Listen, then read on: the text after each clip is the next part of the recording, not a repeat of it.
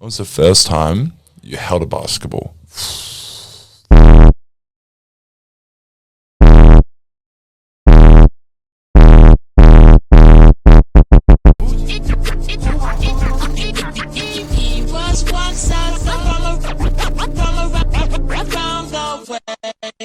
Hello and welcome back to the podcast. I'm your host, Cooper Moore, and I'm joined here today by Shawn Montague. Did I do it right? Yeah. I did it right. Shawn is the Hills Hornets NBL1 face of all of basketball. He's an incredible athlete. How are you today? I'm doing okay. Thanks for having me. Cool. Of course, bro. Now, today's podcast, we're just going to talk about who you are, what you want to be, and everything in between. Is that fair? Sounds good. Okay. So let's go from origin. Where did you grow up? Okay, so I was born in Yonkers, New York. Grew up in Yorktown Heights, New York. I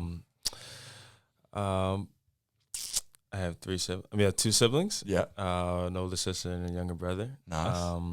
And I grew up playing sports, baseball, basketball. Played football for 1 year, and eventually chose basketball as my main sport. But growing up in Yorktown Heights was good. My cousins lived close, so I always hung out with them. Yeah. And my grandma lived about 20 minutes south. So growing up in Yorktown Heights was really beneficial for me. I made a lot of friends, Yeah. found my interest, and very grateful that my parents gave me the life I wanted to at a young age. You're from the first sentence, you're already a very family-oriented person. What is family important? Like, how's that important to you? Every single day, I thank God for my family. I can't imagine my life without them. It's just one of those things that means a lot to me. I would do anything for them, for my cousins, my aunts, my uncles, my mom, my dad, my grandma, all of them. So if they ever watch this one day, I just want them to know that I really do appreciate them and love every single one of them. All right. Well, I want to continue with the origins, but like I'm in this little zone already. I want to get to it. How were the reactions for you moving away from America? Don't give away too much because I want to go back to your first moments and that. But what were their instant reactions? Like you said, I don't want to give away too much because we didn't get to that part of the podcast yet. Yeah. But Australia is probably my furthest destination I've been. Yeah. And everybody was happy for me. For me to have an opportunity to play professional basketball. Yeah. Everybody was really happy for me, but at the same time, Australia is on the other side of the world. Yeah, of course it is. So my mom especially was nervous. I can imagine. My family members were nervous, but they prayed for me, and they didn't want me to pass up this opportunity that was given to me, and they supported me 100%. And I speak to them when I can. I speak to my mom almost every day, my mom and dad every day. That's good. My brother, my sister, here and there. But yeah. That's good.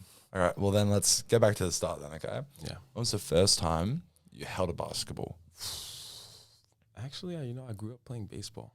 Ooh, this is why I love a podcast. You get to the deep stuff. All right. Yeah. Then baseball. Yeah, I was a really good baseball player. Me and my brother fight about who was better.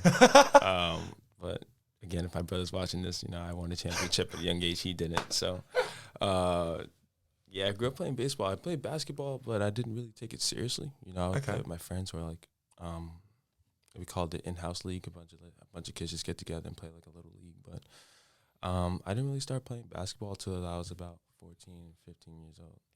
Why baseball then? I loved baseball. Still to this day, I love baseball. Yeah. I love everything about it. I still am a big Yankees fan. So I grew up watching Derek Jeter, Alex Rodriguez, all them guys that I watched them bring a chip in 2009. So I just fell in love with baseball. I played it. I was pretty good. Played center field. And I did that for a while. And then around what do you guys call it? Year 9. Yeah, year 9. Year 9, I decided to try basketball. And I eventually found out I was pretty good at it. And it's taken me places I never thought I could. So where is this culture for sport started from? Is it like your family, or is it just you were just talented when you started, or what? Why sport in general? Well, my father was really good at basketball. He's the all-time leading scorer at Division III school in Purchase, New York, Manhattanville. Wow. 1,855 points. And That's he's a hooper back in the day. Yeah. And when I was old enough, I've always wanted to be like my father till this day. Yeah. He's a great man. And I wanted to play the same sport as him and try to accomplish the same thing. And I never did that. I never scored that many points in one school, considering I went to 3. But yet he inspired me to pick up the basketball and give it a try and see how far it takes me. So he was disappointed when you decided you like baseball better? Or what was his reaction? My dad never was disappointed in me for choosing baseball. He came to my games. He drove me to practice and stuff. Yeah. But once I started playing basketball, I feel like he was more excited for sure, and my mom too. Yeah, so it was cool. Okay, so you started basketball, and you said in year 9, or is that middle school? I don't know. Oh, freshman year. Freshman year. Yeah. So when did the switch go, I need to take this seriously? Because you can't just switch it before you play professional. So when did it start getting serious? Well, as I said, I started in year 9, so I played for the freshman team. That was just like, show up to practice, don't really work on your game. Yeah. Just show up to games and whatnot. Not really serious. We didn't have playoffs or anything. But then the next year I made the varsity team, and it was just a big, significant jump. And just like I would be out there and I felt like unprepared, skill-wise, my body and every aspect of the game. I just didn't feel like I was ready for the level of play I was at the moment. Yeah. And that's when I realized, like, if I'm gonna take this seriously, I need to prepare myself and be ready next time, because I just felt so unprepared and unready at the time. So when you said you were taking this seriously, it sounds like you weren't even trying to take it seriously to go, I want to be, professional. You're just taking it seriously so you can just actually be powerful in the basketball itself, like in that moment of time. Mm-hmm. So where did that lead to? That led me to transferring schools. Okay. I went to a prep school in Connecticut, Canterbury School. And the reason doing that is because I wanted to eventually earn a scholarship to play collegiately. Of course. And I couldn't do that the way I was playing, the way I was working out and stuff. So I feel like I needed a fresh start and somewhere to help me develop to the person and player I wanted to be at the time, to allow me to get that opportunity. And I found it, and I spent 3 years at that prep school, and it was one of the best decisions I made, because I would go on to go play collegiately and make a lot of friends and stuff, and up my skill to be ready for the next levels of play that was ahead of me. Yep. And so being on that varsity team and being unprepared was really, that flipped the switch to me to be better in the sport. And if I'm really going to try to take this thing as far as I can, I need to be better, I need to be stronger in every aspect. Yeah. So that makes sense. So I want to continue with this origin, but again, light bulb, got something else. A kind of a culture change, I assume, is that the idea of scouts and the idea of every game you're being watched and, everyone's hunting for that D1 scholarship. You hear it in every movie and every TV series, you hear it everywhere. How was that feeling for you? Was that kind of you knew that you were going to get it, or was it still a prize that you weren't sure you were going to get that D1 scholarship, or even a scholarship in general? Right, yeah. I wasn't sure. Yeah. I never, because, I only just started playing basketball, so I really wasn't sure that I was able to achieve that. But it could be nerve-wracking for athletes knowing that you're always being scouted or, looked at or even just analyzed all the time, especially at that level you want to play. Of course. Not by just scouts, but, people in general. The higher you go, the more people watch. And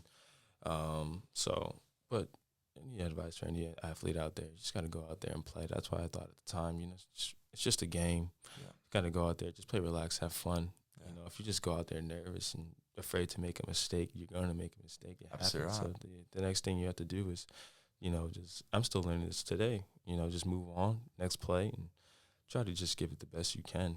If that's all you can do, then that's all you can do, and just hope for the best. You're a very inspirational person, very wise. Okay, so now you've finished high school. and then you've moved to a college. Is Yes. that right? Yeah. Now, talk to us about that. How did that work, and how was that? So you guys call it year 12. Yep. Yeah, my senior year, I committed to Sacred Heart University, a low Division I, and I was thankful they gave me the opportunity. I committed there. I went there only for a year, but like I achieved my dream of getting a full ride scholarship. Yeah. Do you want me to go on my collegiate journey? Yeah, go for it. I want to hear it. I want to hear every second into of it. into the pro journey too, or just I want stop. to hear. Okay, talk to me about college, and then I'll give you another question about the pro. All right, I went to 3 schools. I'll just stop at the end. Okay. Like I said, I went to Sacred Heart to start. I wasn't playing much my freshman year.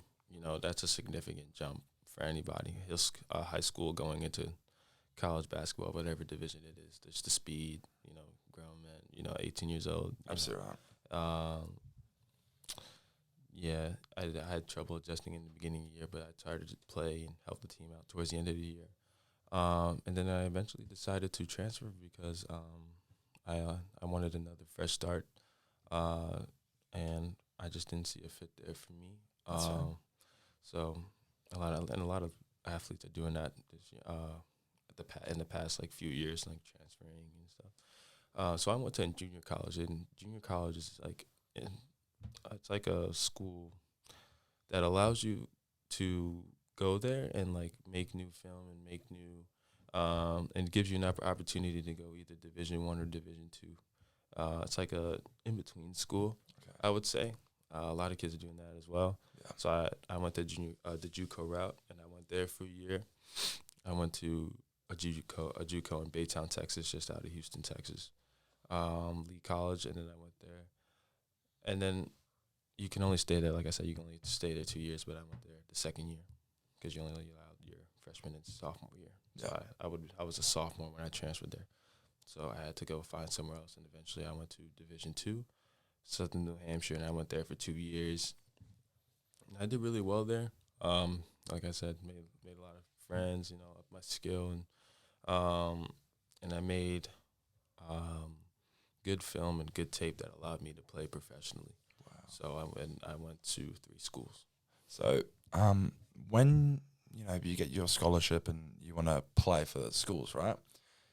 You have a degree that you want to still accomplish. Is that correct, or is you just playing? Like, how does that work? Yes, you choose your major. So what were you doing? I majored in business administration. Okay, that's fair. I got my bachelor's then because I graduated in 2020, right before the pandemic. So I graduated during the pandemic. Yeah. I graduated business administration, and I chose that because it's general. But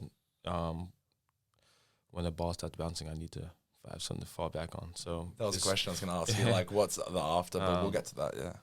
You want me to get into that? No, we'll get after. Oh, after, yeah. After. So, okay. So, I chose business administration because there's different routes you can take that with that degree. So, yeah. Absolutely right. Okay. So, you've finished your college experience. You've got your film, like you said. Now, professional. Talk to me about your thought process. Like, were you thinking highs? Were you thinking internationally? What was your mindset? Yes. So, I started thinking professional during the pandemic because, in lockdown, I don't know how it was. I'm pretty sure it was more lockdown here than it was in the United States. It had its ups and downs. Yeah. We'll put it there. But being in the house so long, it allows you to think about what you want to do next when this is all over. Yeah. And I didn't really end my college basketball career the way I wanted to. Okay. And I didn't want to end it that way. So I was just thinking of different routes and ways I can continue playing this game and what I can do to get better as I keep progressing and moving up, because you're always moving up in this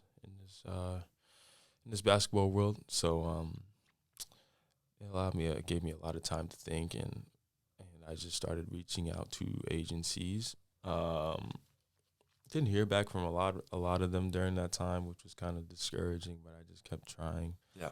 And eventually I found an agency, the one I'm a part of, Hammer Writing Sports Agency. Yeah. that gave me the opportunity. I'm forever grateful that he did. And yeah, so um, that time in lockdown really allowed me to, try to give this thing another chance, and gave me a lot. It gave me enough, more than enough time to think about it.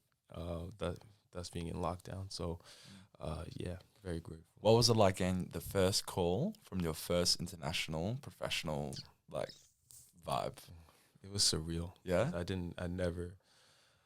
I thought Division One scholarship was a long shot for me, and then fast forward a few years later, I'm getting a call to play professionally, getting paid to play basketball. That's incredible. That's everyone's dream, isn't it? Everyone's dream, and it's a blessing. Where was that first professional? It was in Malta, a small island off the coast of Italy. Wow, yeah. That was my first year. I spent about 6 or 7 months there, and I met some wonderful people. It's a very nice island. If anybody wants to visit, it's a very nice island. Yeah. And then, like I said, traveling like that, playing basketball allows you to meet different people, see different things. So I'm very grateful I get to do that when I go to different countries. Yeah. I spent 7 months there, and like I said, made new film, made new tape, allowed me for it's like almost like an updated video of how you're progressing, and allows you to go different places. So I spent about 6 or 7 months there, and that was my first year, and grateful for that team out there that gave me the opportunity to play and achieve my dream of playing professional basketball. Yeah. So because this was your first international debut and all this playing professional, what was your parents' reaction or family's reaction? Because this isn't like, going to Australia where you've already been there, you just keep progressing. This is your, hey, I'm playing pro ball, I'm going to Malta. What were their reactions? Because I'm more of like a reserved, humble guy. So my parents wanted to throw this big party, have all my aunts and uncles, my cousins, and I was like, no, I just want to call them on the phone and tell them what's going on, and I just want to just pack my stuff and leave, not do anything for me. That didn't work out for me, and my parents did. They ended up throwing a party. It was a big thing because I have a bunch of uncles and family members that play ball, and they were really good. And actually, there's like a few of us made it overseas, but I was probably the most recent one. So my parents do this whole shebang. All my cousins, my aunts, my uncles, my grandma. That's incredible. Came and they had a little send off for me, and it was amazing. But yeah, like I said, it's not like Australia. It's like their country is that was my first. Yeah, exactly. That's the big deal. Yeah, that's what I thought. So they all came. It was great. We had food. We had quality time with each other before I was sent off, and the next morning. So it was pretty good. So, all right. Now this is the one I get to, the culture shock. Like, you've been playing ball in America. Like, that's your life. And then you played 7 to 8 months in Malta. Is it like what about the language and how they lived and all this, and you have to play and you have to live in that kind of culture? Right. How was that feeling to you? It was definitely and was it hard and was it difficult? It was hard. Yeah. It was definitely a wake up call. Like you said, the language barrier was really hard. Yeah. Because Maltese is a very, very difficult language to learn and to understand. But luckily I had a few people that spoke English along with Maltese, so they would help me out with what my coach was saying. My coach spoke English, but it was broken English. But yeah, it was really hard because it was the European culture is just different from where I was from. Absolutely. Where I've been growing up all my life. So it definitely took some time to get used to, and luckily I had an American teammate, so I wasn't out there by myself. We lived in the same house, but it was just different. I didn't have a car to get around. I used to take the bus, the public transportation. Malta's a small island, so they only had the bus as public transportation. Yeah. Or a car. but yeah, it was definitely different. Definitely in the living situation as well, like the architecture and stuff, and Yeah. food wise, it's not everywhere I go. It's like the food's different from America. Absolutely right. Yeah. But they have their own special dishes I used to try and stuff like that. So it's definitely a wake up call. But as I got used to it, it was definitely I definitely enjoyed my time there. Yeah. And met some great people. So after the 8th month, you've left the team. Have it happened? What was the next step after that? The next step, I signed to play in Luxembourg. Where's that? Well, it's a small country, right in between the middle of Germany and France. Wow. Okay. So I went back home and then back to Europe. Yeah. Like 3 months later.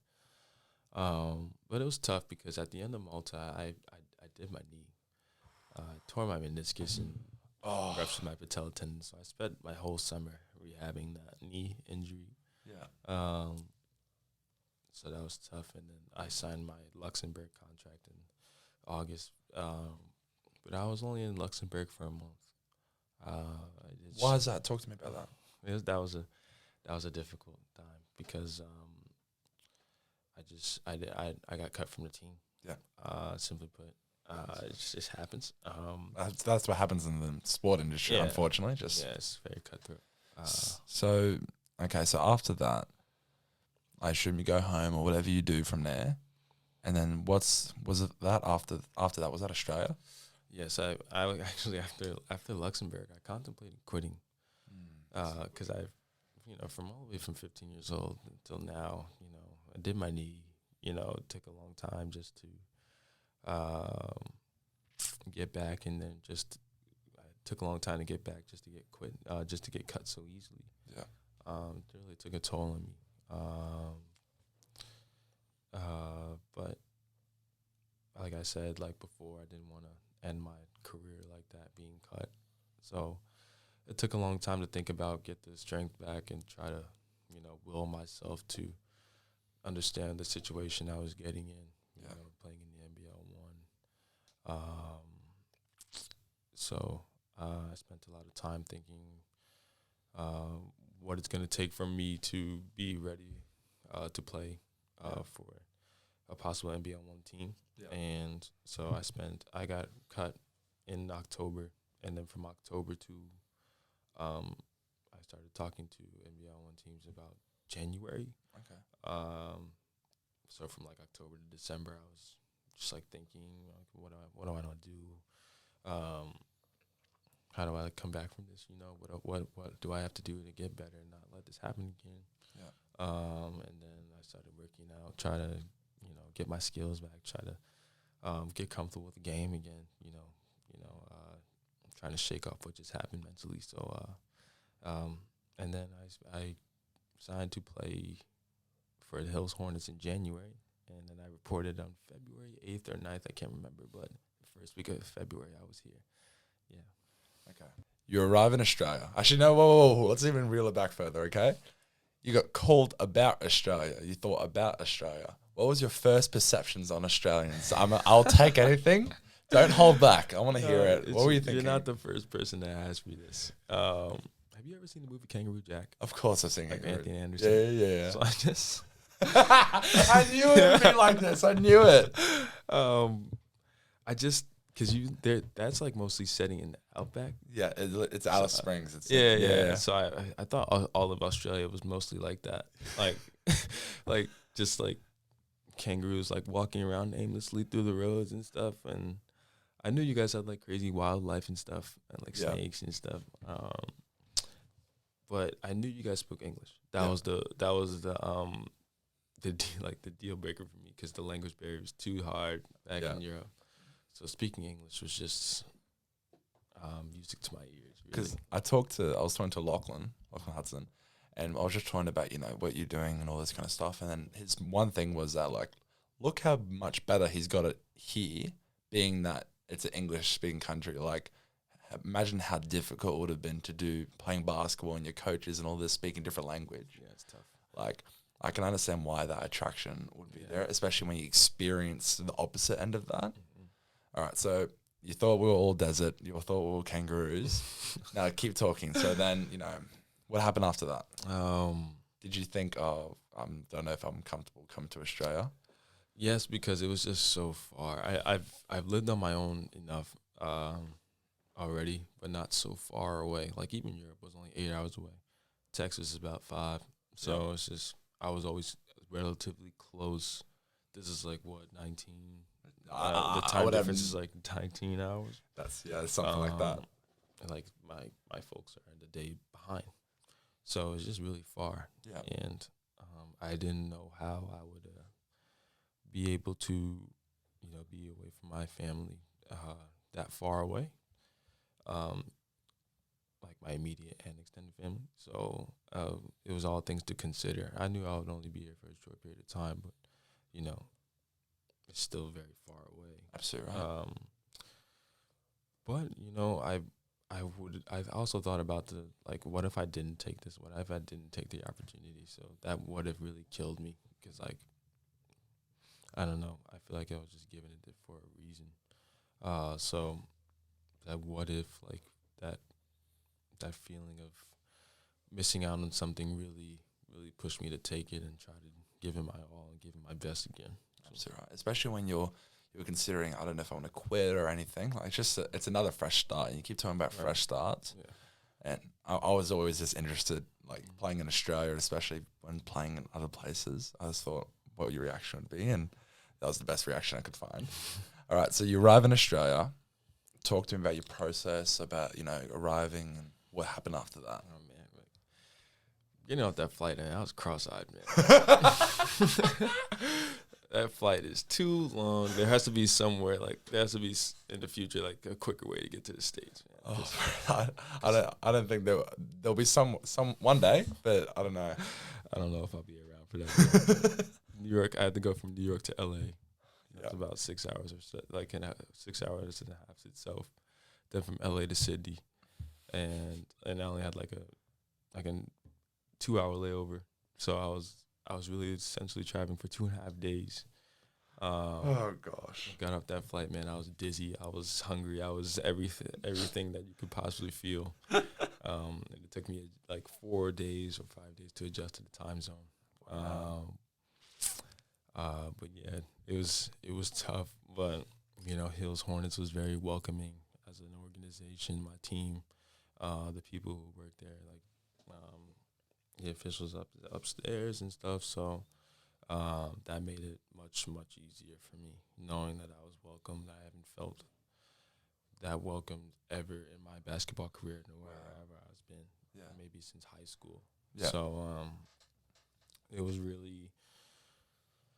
They made it really easy for me to adjust, because coming as an import, you're brought here to help the team right away. Yeah. And I didn't really do that, in the beginning of the season. Do we start to get into the season soon? Get into the season right now? Yeah, do it right now. Yeah, do it now. Okay. Yeah. So, and for any American, you're brought in to help the team. Yeah. They reach out to you so you can come and perform. And the beginning of the year was tough because we started off 0-4 and I wasn't really playing well. It took me a long time to adjust to the speed and strength of the game, the NBL1 in general. So much talent in this conference that they have.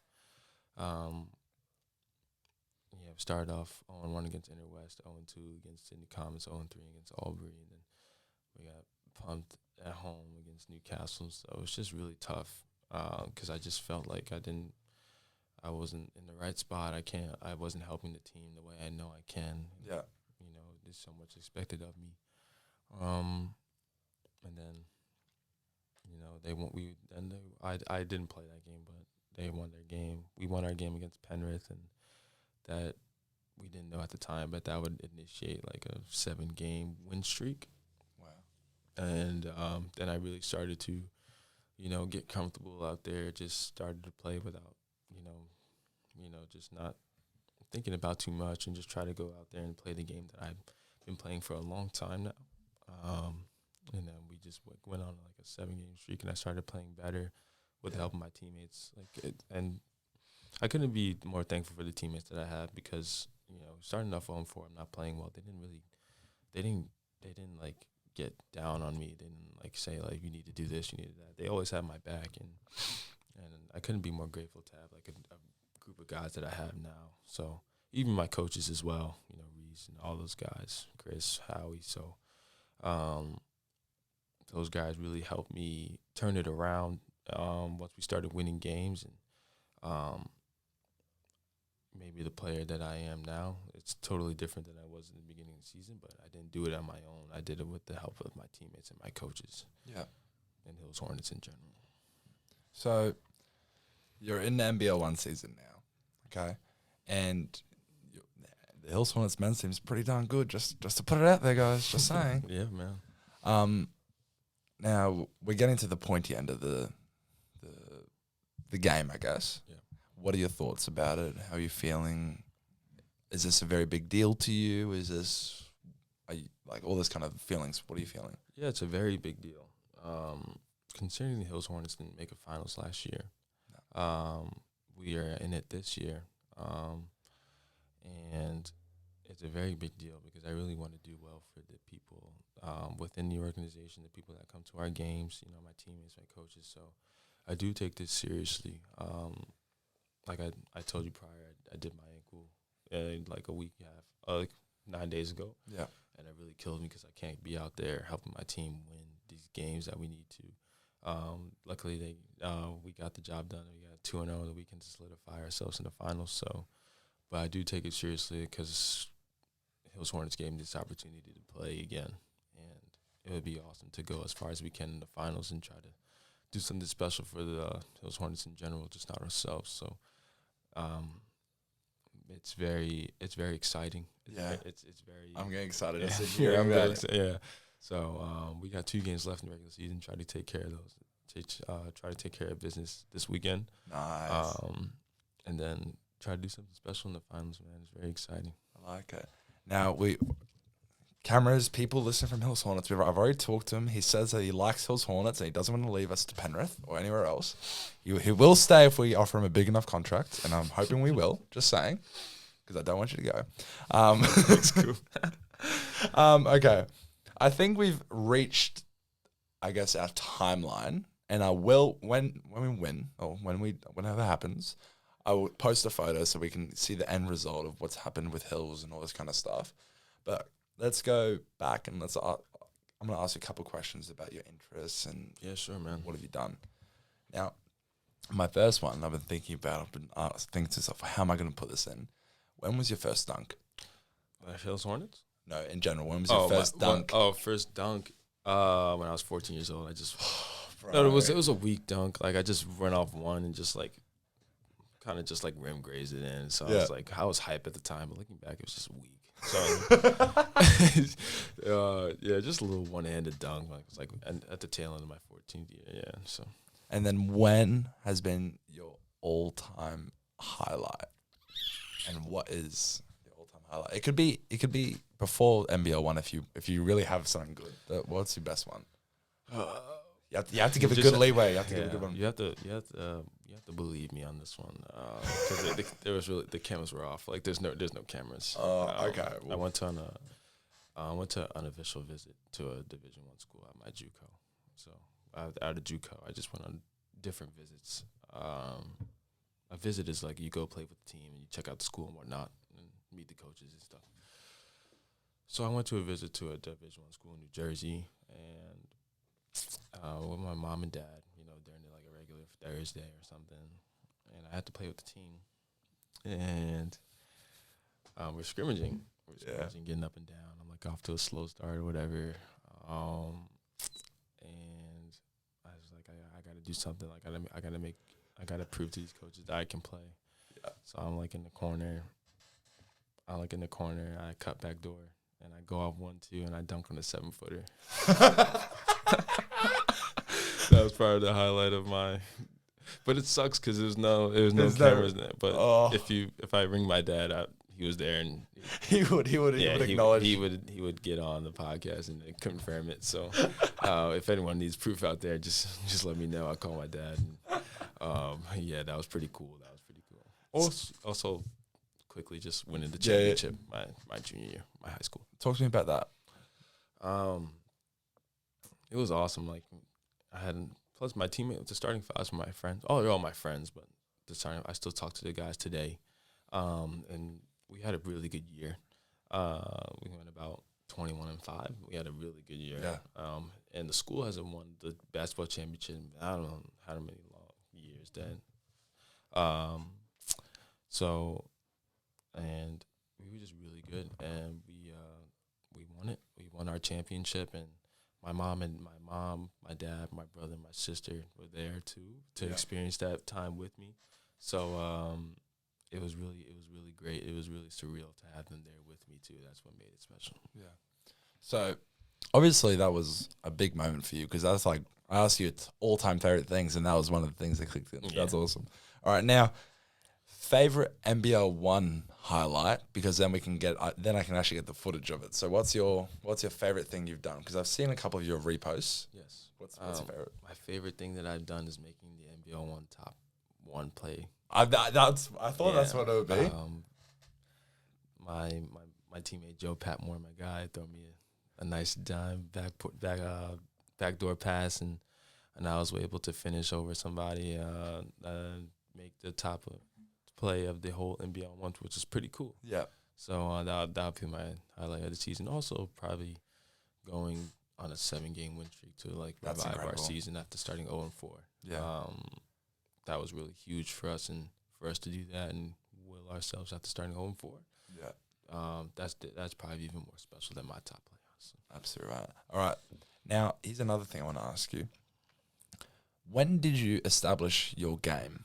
Like, because my input, you're a guard, of course, right? Mm-hmm. But you shoot the ball, but people know you for your dunks as well. Mm-hmm. So when did you thought to yourself, that's what my game's going to be? Because a lot of players can dunk, but only a couple players choose to make that their game.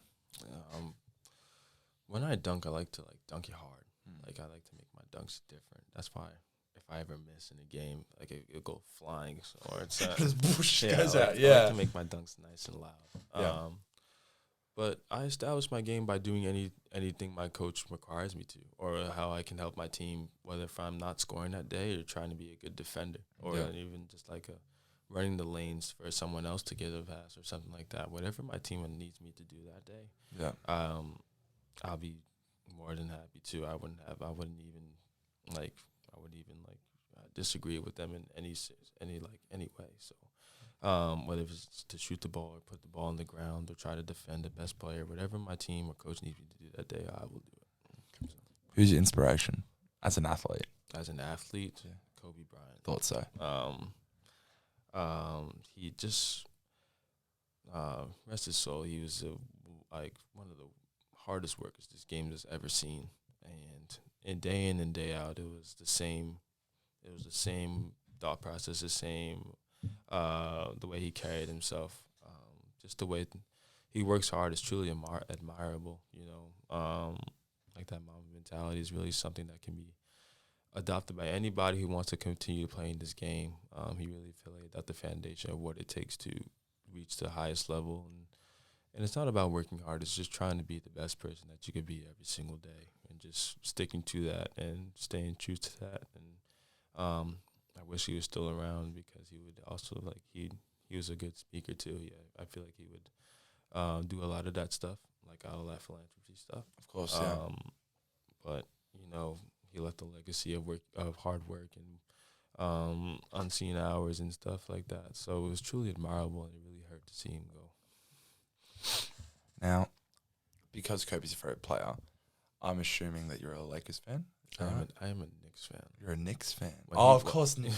I'm an idiot. Of course. When he was on the Lakers, I was a Lakers/Knicks fan. Yeah.